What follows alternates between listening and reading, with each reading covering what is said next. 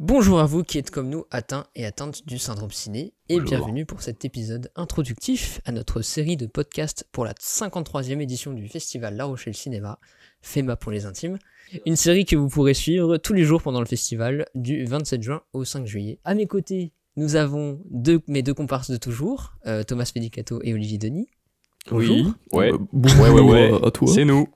Voilà. On est Mais là-haut. nous ne sommes pas seuls. Et oui, le syndrome s'agrandit un peu, du moins pendant le festival, avec une spécialiste du cinéma coréen et taïwanais, Chana Lemaire. Bonjour Chana Lemaire. Bonjour. Et donc cette année, on revient donc à La Rochelle pour le festival de cinéma. Avant qu'on vous parle chacun de la sélection, laissez-moi vous présenter rapidement le festival qui a lieu tous les ans, en fin juin, début juillet. Et donc pour ceux qui ne connaîtraient pas le festival, c'est un festival de cinéma international, mais qui n'a pas de compétition, contrairement au festival d'Angers, de Clermont-Ferrand, de Cannes, etc. Et donc c'est un festival qui présente essentiellement des films du patrimoine, qui rend hommage à des cinéastes, des comédiens, des comédiennes, des compositeurs et compositrices du monde entier, de différentes époques, et qui permet d'avoir une diversité folle, avec un mélange des cultures et des techniques hyper intéressantes. Oui. Merci Thomas. Je suis en support. Mais le festival de La Rochelle, c'est aussi un festival assez engagé politiquement. On avait eu une sélection de films ukrainiens en 2022, qui nous avait permis de découvrir un pur chef-d'œuvre, Atlantis, qui est dispo sur Filmo. Donc allez le Atlantis, voir. un film 2 Valentin Yazanovic. Presque. À peu près, hein. Ah bah, on va dire que Ouais, allez, c'est bon. c'est bon. Je suis quand même admiratif de cette Tu nous as pas réactivité. répondu par mail encore. Ah oui, le salaud. Et encore cette année, donc, on a une sélection de films palestiniens réalisés entre 2020 et cette année, dont 2 courts-métrages et 4 documentaires, dont le récemment oscarisé No Other Land, qu'on Oui. ira voir et Oui, très on curieux. en parlera. Et pour finir cette petite introduction, avant de passer à la sélection, c'est aussi un festival qui fait preuve d'une grande inclusivité et qui tient à ce que tout le monde puisse avoir accès aux séances et profiter de l'expérience du cinéma. En tenant compte des différents handicaps de la population, le FEMA organise chaque année des séances en audio description et en VAST, version originale audio sous-titrée, pour les personnes aveugles ou malvoyantes et dyslexiques. Des séances sous-titrées pour les sourds et malentendants, mais également des séances adaptées aux personnes autistes ou bien avec des handicaps moteurs, cognitifs et psychiques, grâce au réseau Culture Relax qui adapte et aménage l'environnement de la salle aux besoins des spectateurs. Désolé pour cette intro un peu longue, mais c'était important de le rappeler. Et on va démarrer cette sélection avec Olivier qui va nous parler d'un cinéaste espagnol vite fait connu. Vite fait connu en effet parce que je vais vous parler de Pedro Almodóvar, réalisateur espagnol né en 1949. Oui, je vois au visage de mes comparses que ça leur est totalement inconnu, personne n'a vu Ouais, aucun de ces j'ai films. jamais entendu parler. Et donc il me semble qu'il y a 16 de ces longs métrages qui arrivent cette année du coup à La Rochelle, sur les 25 qu'il a pu réaliser, ce qui fait quand même un joli paquet, n'empêche. Oui. Et c'est un des, du coup, l'un, même, je crois peut-être le cinéaste le plus représenté cette année à La Rochelle. Ouais, il me semble que c'est celui qui sort le plus. Alors, avec bien entendu certains de ses films les plus connus comme Molbert, Tout sur ma mère, La mauvaise éducation, Parle avec elle, et Consort. Et bref, Almodóvar, c'est un gars qui est connu pour beaucoup de choses. Déjà, c'est quelqu'un qui s'intéresse beaucoup, en tout cas dans ses films, à des personnes assez marginales, à des cultures assez et des personnes assez oppressées, que ce soit les femmes, que ce soit les LGBT aussi, notamment. C'est quelqu'un qui a beaucoup d'amour pour la culture underground, qui représente beaucoup dans ses films. Et c'est quelqu'un aussi d'ailleurs qui a une esthétique très particulière et tout à lui, notamment sur la manière dont il traite les couleurs qui sont quelque chose d'extrêmement important dans ses films, quelque chose souvent d'assez symbolique, qui permet aussi de faire passer les émotions des personnages et aussi de créer des non-dits. Et aussi, je sais qu'Arsène déteste que je parle de politique dans le syndrome ciné, mais je vais pouvoir du coup mais oui, La légende s'écrit de Oui, d'elle-même. C'est Ça, oui, ok. Justement, je vais pouvoir en parler parce que Pedro Almodóvar, Oui. c'est quelqu'un d'assez engagé politiquement. Mm. C'est quelqu'un qui fait beaucoup contre l'extrême droite en espagnol. C'est quelqu'un qui, dans ses films, s'est toujours donné à cœur de ne jamais représenter ou presque le franquisme, qui s'est toujours dit qu'il fallait l'effacer pour pouvoir montrer des cultures beaucoup plus marginalisées, beaucoup plus, sous-représentées dans ces films, notamment des personnes et des cultures qui avaient pu disparaître ou alors être réprimées très fortement durant le franquisme, que ce soit du coup justement les communautés queer ou des communautés de gauche tout simplement. Et c'est quelqu'un qui du coup à cause de ça subit plusieurs censures dans sa vie, notamment de la part de l'extrême droite et de la droite, qui ont souvent dit que ces films étaient amoraux, immoraux, qu'ils ne devaient pas être projetés, que c'était des trucs scandaleux et dégueulasses.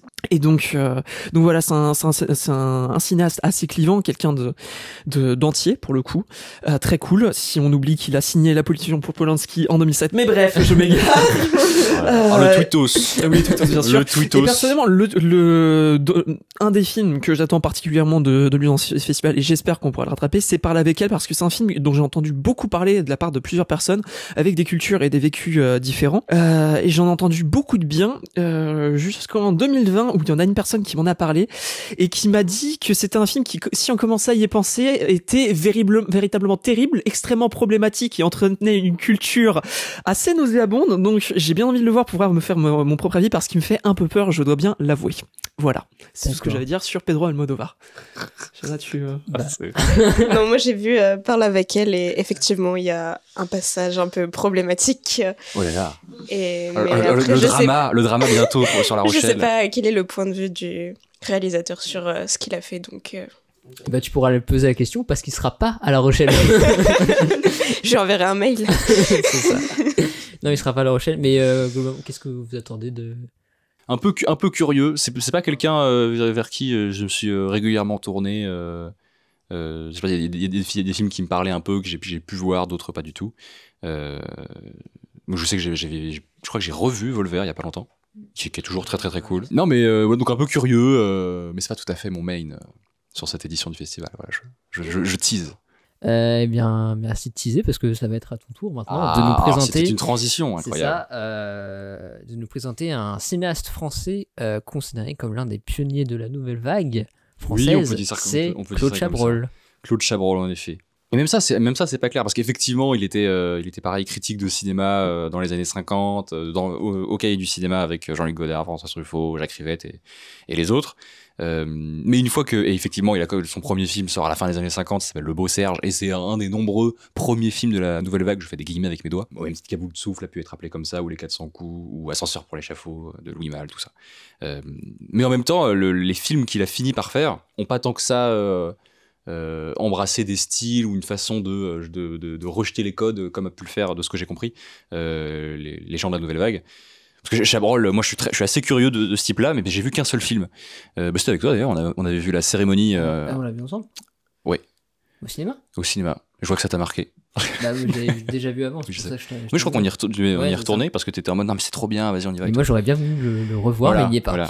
Voilà. T'inquiète, c'est pour après. C'est que ça permet. C'est ça, c'est pour le début. Donc La Cérémonie, qui est un film qui fait dans les années 90 avec Sandrine Bonner et Isabelle Huppert notamment, qui est très très très très bien. Et maintenant que je me suis un peu renseigné sur Claude Chabrol, notamment pour préparer cet épisode, voilà, on fait nos devoirs. Je me suis rendu compte que c'était assez représentatif en fait de ce qu'il a pu faire dans sa carrière. C'est-à-dire que quand on se renseigne sur Claude Chabrol, déjà on voit que c'est un daron qui a fait peut-être un ou deux films par an entre la fin des années 50 et 2009, genre. Voilà, et donc il s'est donc pas mal un peu décentré des codes ou des habitudes ou de la folie un peu destructrice de la nouvelle vague, pour faire des films qui sont un espèce de mélange entre des films noirs, des drames sociaux, parfois de la comédie un peu grinçante, des choses comme ça. À la base, c'est un fan de Fritz Lang et Hitchcock, moi, comme pas mal de gens au Cahier en fait, mais c'est quelqu'un qui visiblement a vraiment eu envie de mettre vraiment un pied dans du cinéma de genre, tout en faisant un truc un peu plus peut-être pas réaliste, mais en tout cas il y a beaucoup de gens qui parlent de la façon dont il filme ces personnages et ces histoires de façon assez froide, de façon assez clinique, ou pour observer un peu. Ce que j'avais lu, c'était que on le comparait à un entomologiste, donc c'est les gens qui étudient les insectes, donc avec cette idée de distance avec des personnages, ouais. Notamment parce que son truc c'est vraiment de filmer des bourgeois et de montrer en quoi ils sont ridicules. Cinéma de Thomas, ça, vraiment. Non, mais alors, je vais pas faire 15 minutes pour préciser pourquoi cette phrase n'est pas tout à fait exacte.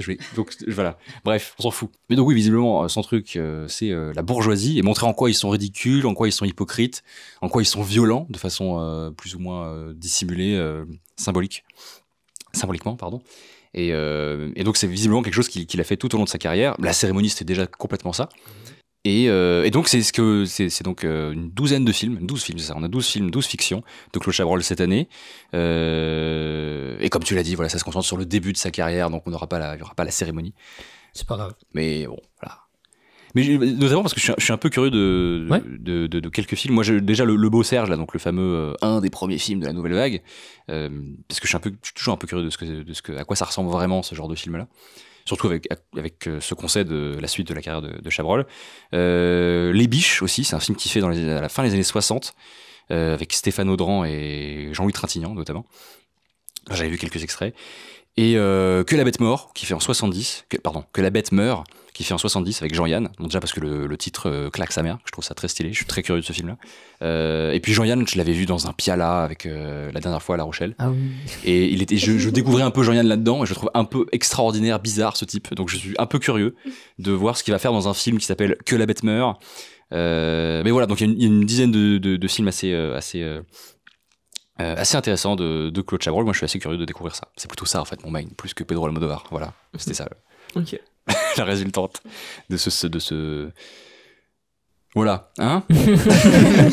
Bien, merci. Passons à la sélection suivante. Un autre cinéaste de la nouvelle vague, mais pas la nouvelle vague française cette fois-ci, la nouvelle vague taïwanaise, Edouard Yang, est avec nous pour l'introduire, une spécialiste du cinéma taïwanais, donc, Chana Lemaire. Bonjour, Chana Lemaire. Rebonjour. Alors, spécialiste, c'est un peu beaucoup, mais bon. Monsieur. Prends le flex. Alors, Edouard Yang, c'est un des principaux réalisateurs de la nouvelle vague taïwanaise auprès de Wu Xiaoxian et Tsai Ming-liang. Donc, Wu Xiaoxian, il a notamment réalisé La Cité des Douleurs, Millennium Mambo et Les Fleurs de Shanghai, pour les plus connus. Et Tsai Ming-liang, il a réalisé Les Rebelles du Dieu Néon, Vive l'amour. Et plus récemment, je crois que c'est sorti il y a 2 ans, Days. Voilà, parmi ces deux réalisateurs en tête de file de la nouvelle vague, il y a aussi Edouard Yang qui, lui, a plus une influence américaine parce qu'il a fait ses études aux États-Unis et il est né en Chine continentale. Donc c'est assez particulier parce il a grandi à Taïwan, mais il est d'abord né en Chine continentale, donc ça change pas mal de choses. Alors, le Festival de La Rochelle présente 8 de ses films, donc ça représente la quasi-totalité de sa filmographie, parce que malheureusement, il est mort en 2007 à 49 ans. Donc, il a déjà réalisé pas mal de films pour son âge. Et donc, on a comme film programmé Un été chez grand-père, qui n'est pas de lui, mais qui est de Wu Xiaoxian et dans lequel il joue. Ah ok, je savais pas, hein. Voilà. Ensuite, il y a un des premiers films de la nouvelle vague taïwanaise qui est In Our Time et qui est en fait une compilation de 4 courts-métrages, dont un qui est réalisé par Edouard Yang. Ensuite, Taipei Story, dans lequel Wu Xiaoxian joue. The Terrorizers, Brighter Summer Day, Confusion chez Confucius, Mahjong et Yi Yi, qui est le dernier film d'Edouard Yang et qui avait été primé à Cannes. Je crois qu'il avait eu le Grand Prix. Donc, Et c'est celui que tu préfères, c'est ça, non? Non, pas nécessairement. Enfin, il y en a plusieurs qui sont bien et j'ai pas de préférence. Je dirais mes 2 préférés, c'est The Terrorizer, A Brighter Summer Day et Yi Yi, effectivement. Et en fait, là, ce qui est très intéressant au Festival de La Rochelle, c'est qu'il y a 2 films inédits en France qui sont Confusion chez Confucius, donc le seul que je n'ai pas vu, et Mahjong, que lui j'ai vu mais en sous-titré anglais parce qu'il n'était pas du tout disponible en France. Et donc voilà, donc c'est très intéressant d'avoir cette sélection-là au Festival de La Rochelle. Donc la nouvelle vague taïwanaise, en fait, c'est un mouvement très important pour le cinéma à Taïwan. Mais on pourrait dire qu'il y a 2 nouvelles vagues, une dans les années 80 et une dans les années 90, parce qu'on observe des petites différences entre ces deux périodes. Et d'ailleurs, le réalisateur dont j'ai parlé tout à l'heure, Tsai Ming-liang, n'émerge que dans les années 90. Ensuite, dans le cinéma de la nouvelle vague, on voit que les cinéastes cherchent véritablement à donner une présence aux personnages, donc avec la disparition des figures héroïques et stéréotypées qu'on retrouvait dans les cinémas de propagande, et notamment les figures de patriarches s'humanisent, et c'est ce qui pourra être vu dans Un été chez grand-père, où vraiment le grand-père est une représentation patriarcale de la figure du père et du grand-père, et finalement il va finir par s'humaniser et accepter les erreurs de son petit-fils ou de son fils, je me rappelle plus trop bien, mais voilà, il s'humanise. Et donc il y a vraiment une volonté de déconstruire le héros masculin. Et en parallèle, il y a aussi une redéfinition de la figure féminine et une affirmation de sa présence. Donc avec vraiment des personnages qui ont plus de profondeur et qui sont plus complexes. Pour parler de l'aspect esthétique un peu de ce mouvement, il y a vraiment une démarche contemplative avec une anti-dramatisation, c'est-à-dire en fait on ne cherche pas à créer des événements efficace. Justement, on va avoir plutôt une impression de lenteur, avec une longueur des plans, une fixité de la caméra. Et de même, les films sont très très longs. Par exemple, A Brighter Summer Day dure 4 heures. Donc c'est vraiment une expérience cinématographique. Et on peut dire que cette démarche contemplative est issue également de l'influence du confucianisme et du taoïsme dans la culture taïwanaise. Ensuite, il y a véritablement une recherche dans la construction du cadre avec l'utilisation des décors naturels de l'île. On verra également aussi des architectures un peu décrépites et beaucoup de jeux d'ombre et de lumière. Et en fait, c'est véritablement une sorte d'appropriation de ce qui existe déjà par les cinéastes, une sorte de manière de se réapproprier les décors naturels ou urbains dans lesquels ils vivent. Et donc, adieu le décor en carton-pâte des films de propagande. Il y a aussi, parmi les caractéristiques de cette nouvelle vague, la construction d'un point de vue qui se rapproche d'une focalisation externe. C'est-à-dire que en fait, les cinéastes ne cherchent pas à juger leurs personnages et qui cherchent vraiment un réalisme, on va dire, simple et qui, en fait, crée une véritable rupture avec tous les films de propagande qui ont pu être faits auparavant. Voilà, et donc je pense que Edward Yang rentre dans toutes les cases de ce mouvement, et voilà. Et je souhaite une bonne découverte à ceux qui ne le connaissent pas. Oui, moi je connais pas du tout. C'est-à-dire que j'ai mis La réponse. Oui, mais Après ce long monologue. j'ai rebondi. Moi, je connais pas. Moi, maintenant, je connais un peu, du coup. Maintenant, j'ai des bases. Maintenant, je peux faire genre que j'ai tout vu. Il y a un quiz à la fin, on verra si t'as bien. Ah, bah, il y a un quiz à la fin, parce que je sécherai le quiz. Et donc, votre livre est édité chez. Ce qui va être également intéressant, c'est que Jean-Michel Frodon, donc un des spécialistes du cinéma asiatique, il sera là et donnera une masterclass. Donc, Ok. Voilà. Ça, je connais. Frodon, je connais. Non, je rigole. Jean-Michel Frodon, je connais. Frodon, tu dois prendre l'anneau. Pardon, mais non, de fou. Moi, c'est Wu Xiaoshen que je connais pas mal. Ouais. Déjà très content d'avoir un été chez grand-père projeté à La Rochelle pour le découvrir. Mais oui, Edouard Yang, je suis aussi très très curieux. Eh bien, passons à la sélection suivante, sans transition, désolé. On revient en Europe avec cette fois un réalisateur de films d'animation français, Michel Oslo, le papa de Azur et Asmar, Prince et Princesse, ou encore Kirikou avec toi. Entre autres, oui, bien sûr. Ouais. Bon, alors moi, j'ai un petit peu le somme parce que j'ai prévu une transition avec Pedro Almodovar, qui est de 6 ans, du coup, son cadet, Oslo. Pas grave, donc oui, Michel Oslo, comme tu l'as dit, réalisateur français, né en 1949, très connu donc pour Azur et Asmar, très connu aussi pour la trilogie Kirikou, enfin surtout le premier, du coup. Même si vu que les deux autres, surtout le troisième, ont moins bien marché. Je sais même pas qu'il y avait un troisième. Oui, un troisième qui, en fait, à la base, c'est 6 courts-métrages qui ont été repris et qui ont été remontés dans un film. Et il me semble que ça a été peut-être exploité au cinéma, beaucoup à la télé aussi, et de ce que j'en ai entendu, et Arthur le disait avant de partir, c'est pas très très bien. Bref, et dans une moindre mesure aussi, il y a Prince et Princesse qui est assez connu, et du coup oui, c'est comme tu l'as dit, un cinéaste qui travaille en animation, qui a été très inspiré par les films, notamment les films de la cinéaste allemande Lotte Reininger. Il y a eu les aventures qui étaient à La Rochelle il y a 2 ans du coup. On a vu des courts-métrages qui étaient très intéressants et qui a fait du coup les aventures du prince Ahmed, qui a l'air fou. C'est un film ultra novateur, surtout pour l'époque Wisser. Il me semble que ça doit être 1929. Quelque chose comme ça, ouais. Un des premiers longs métrages d'animation. Et donc c'est quelqu'un qui joue avec une esthétique très très soignée sur les silhouettes. Du coup, à nouveau des couleurs qui sont extrêmement bossées, comme chez Almodovar, même si c'est pas la même signification. Qui a aussi une science du cadre qui est très recherchée, qui a un amour.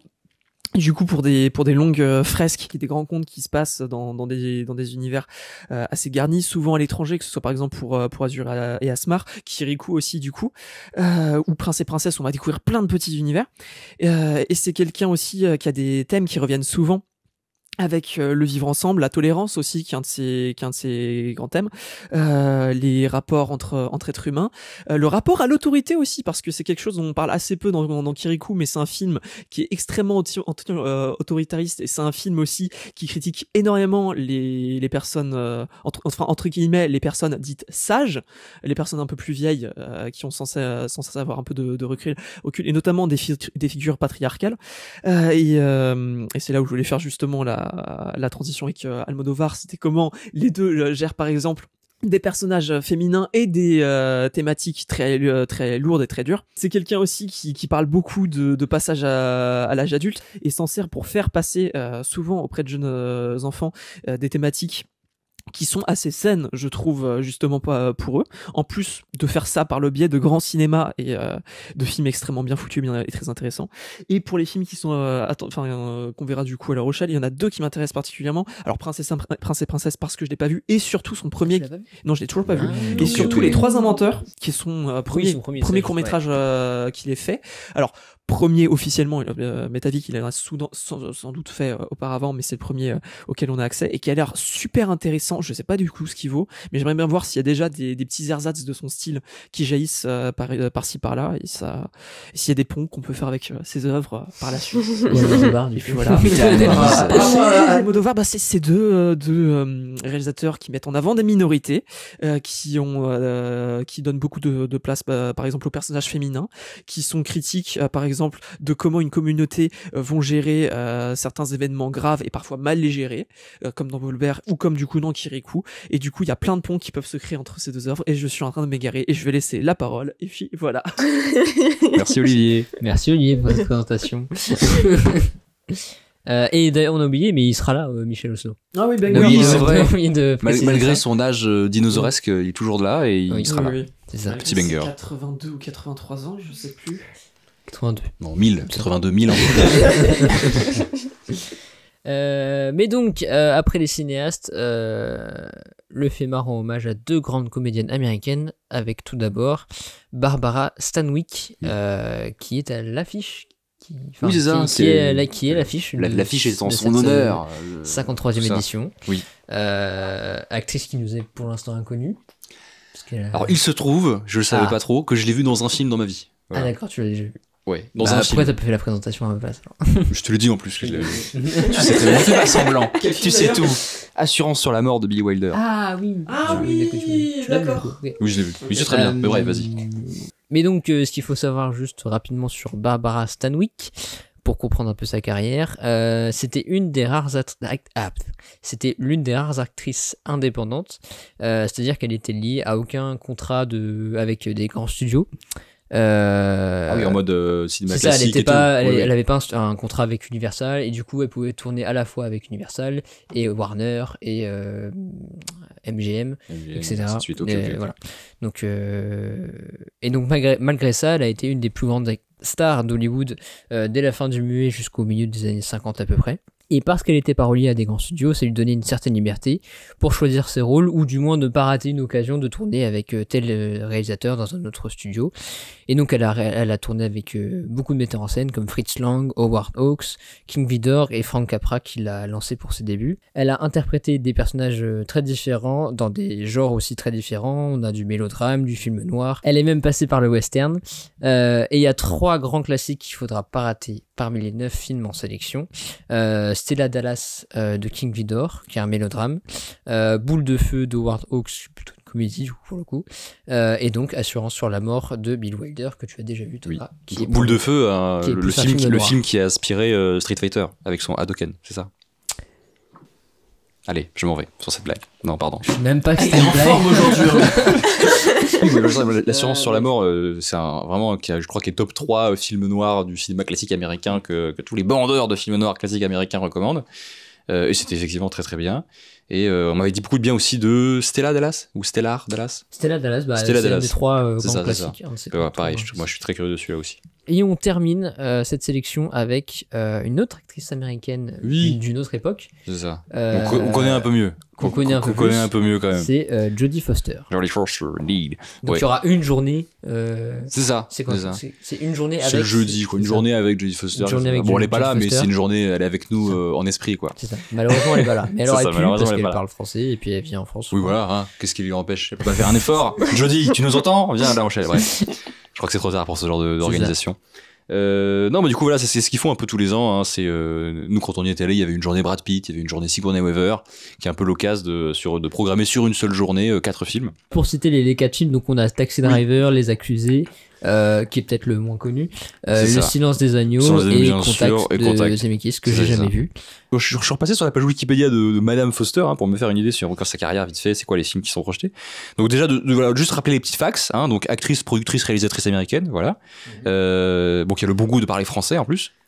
Voilà, donc Taxi Driver, elle a même pas 20 ans.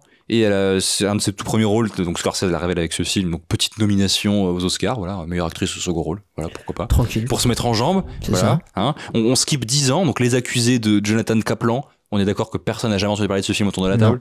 D'accord. Bon bah voilà. Je crois que j'ai vu ça dans sa fiche Wikipédia, mais c'est tout. C'est ça, exactement. Bon, apparemment c'est un film de procès. Bon, c'est son premier Oscar en tant qu'actrice. Ah ouais. Voilà. Écoutez. Donc, Attends, elle a 2 Oscars. oui, parce que oui, voilà, parce que oui, 3-4 ans plus tard, Le Silence des agneaux, qui est l'immense razzia aux Oscars, et elle a son Oscar pour elle. Donc elle se met bien. Et pour finir, donc Contact, comme tu l'as dit, de Robert Zemeckis, qui est de ce qu'on m'a dit. Bon, c'était des aigris un peu, mais de ce qu'on m'a dit, c'est un peu Interstellar en mieux. Donc je suis un peu curieux. J'ai déjà entendu ça, donc ça m'intéresse un petit peu, oui. Ah, et d'ailleurs, précision, il sera projeté en 35 mm. Contact. Oui, c'est vrai, c'est vrai. Et c'est vrai qu'ils font ça de temps en temps quand ils trouvent les pellicules des films à projeter, qui nous projettent. On avait eu On avait Seven eu en Seven, 35. ouais. On avait eu Seven en 35 mm C'était les pour la bonnes journée Brad couleurs. Pitt. Et Les c'était bonnes couleurs qu'on trouve pas. Non, mais- En fait, j'y crois. Non, mais ça n'existe pas, les vraies versions. Non, le chef-op de Fincher en a parlé. Seules les versions pellicule ou une D'accord. sombre version qu'on peut trouver Oui. sur l'Apple Store, Oui. c'est les deux seules qui ont les couleurs correctes que Oui. voulait Fincher. Après, il y a tout un tas de versions différentes. Bref. Oui, Seven est un truc. cas à part. Voilà ce que c'est le syndrome ciné. Voilà. Bienvenue confortablement. Non, mais du coup, curieux, parce que, voilà. Déjà, je veux voir si je suis toujours un pisse froid devant Le Silence des agneaux, parce que je trouve ça très très bien, mais ça me passe un peu au-dessus quand je le regarde. Donc, j'ai un peu de rechecker. Pourquoi pas revoir Taxi Driver, ça fait très très longtemps. Découvrir Les Accusés et Contact, dont j'entends beaucoup de bien. Donc, ce sera l'occasion, voilà, d'un petit revisionnage sympa, là, des bons C'est ça. films. Et donc, à côté de ça, on aura plein d'autres films en avant-première qui viennent de Cannes. Oui, c'est vrai. Dont la soirée d'ouverture avec Vie privée de Rebecca Zlotowski, Oui, avec Jodie Foster. Oui, qui sera là aussi. Avec Jodie Foster, avec c'est Judy ça. Foster, mais elle sera pas là. Qui était un film qui était à Cannes. Voilà, on aura Oui, parce qu'en plein... plus de tout ça, c'est vrai qu'on a une chier de Oh, films mais en il y a pas de première. film en première, il y a pas de film restauré. Plein de Il restaurations. n'y a pas de films. Blié, Olivier. Ah putain. Et ça, je suis attention. vraiment deg parce que chaque année avec Olivier, on se fait un Bertrand Blier tous les deux, sans Thomas. On n'a jamais trop su pourquoi, mais le rituel est rigolo. C'est ça. Mais du coup, malheureusement, il va prendre Non, fin à la peut-être place, cette on a année. Le Grand Bleu de Luc Besson. Oh non. Le festival engagé, pas surtout. Mais on a hein, un mais- après-midi de chien. Donc voilà. En présence De- d'Eric Serra en plus. Oh, non, je suis désolé, ça passe à mon cinéma. Ah non, putain. Voilà. Mais bref, Ah. voilà. Donc, tout un tas. Il y a même quelques films documentaires qui sont Oui. un peu des films inédits documentaires qui sortent, notamment le troisième volet de la trilogie de Wang Bing. Voilà, qu'on aura peut-être le courage et l'énergie de voir, peut-être pas, sûrement Mm. pas. En vrai, ça me ferait rire d'aller voir et dire ouais, j'ai vu J'ai vu le Wang Bing. troisième volet du dernier Wang Bing. Évidemment tapé, évidemment tapé. Bien sûr. Voilà pour la sélection et pour l'épisode 0. Merci de nous avoir écoutés et on se retrouve donc le 27 juin pour l'épisode 1. Oui. C'est ça. Et toute la semaine après, enfin tous les 9 jours suivants, tous les jours le matin, pour nous écouter sur le podcast du Syndrome Ciné, disponible sur YouTube et Spotify. Et vous pouvez aussi nous suivre sur Instagram et TikTok. Sur Instagram et TikTok, on mettra des petites interviews, passages. Oui, et aussi des petits micro-trottoirs. C'est ça, des petits interviews des gens. micro-trottoirs, hein, sympa. On a voulu emmerder. Et on essaiera d'avoir les des Rochelais. petites réactions, peut-être de Michel Oslo, pourquoi pas, ou de Rebecca Zotowski, ou de Wang Bing, tu pourquoi pas. promets, tu promets du All-Star, toi. Ou de Jodie Promets. Foster qui finalement va venir parce qu'il a décidé maintenant. C'est ça. Ou voilà. Damien Chazelle, on verra. Voilà, on sait. Mais il viendra pour les Demoiselles Oui, de oui, Rochefort. je sais, ou, je sais. Voilà, et puis même Steven Spielberg, puisqu'on veut teaser tout et n'importe quoi. Voilà. En tout cas, bah, Thomas, je vais te laisser conclure. Oui. Et puis voilà. Sur ce, soignez-vous bien en regardant des films. Abonnez-vous. Suivez-nous partout. Et ciao.